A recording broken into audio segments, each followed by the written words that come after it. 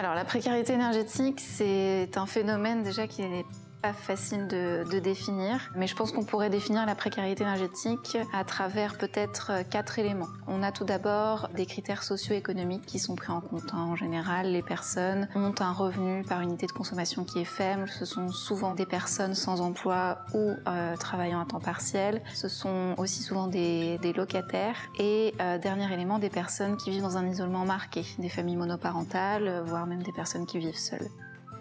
Autre critère qui peut être pris en compte pour définir la précarité énergétique, c'est la performance du bâtiment, puisque bien souvent on constate que les personnes qui sont en situation de précarité énergétique vivent souvent dans des logements qui sont vieillissants, donc qui ont été construits avant 1975 pour la plupart, et souvent aussi ce sont des personnes qui vont être dans des logements qui fonctionnent au chauffage collectif et qui donc n'ont absolument pas la main sur le chauffage, qui ne peuvent pas décider de baisser leur consommation et qui vont faire face à des factures d'énergie qui leur sont imposées.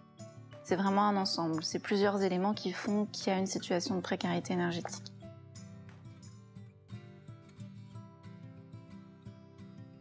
Je suis pas sûre que toutes les personnes qui sont en situation de précarité énergétique arrivent à mettre un nom dessus. Et puis c'est pas toujours facile de reconnaître qu'on a du mal à se chauffer tout simplement.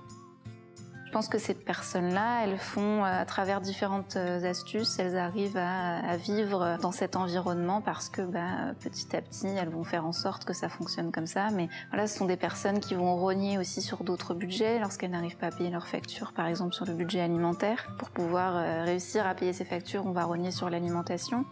Pareil, si c'est, par exemple, je sais pas, un exemple, on a hérité d'une grande maison qui est pas du tout isolée, on se retrouve dans cette maison, on n'a pas d'isolation, du coup on va dire je vais vivre que dans cette pièce pour pouvoir chauffer uniquement cette pièce-là. Donc on se retrouve dans un univers un peu restreint, des conditions de vie qui sont loin d'être idéales.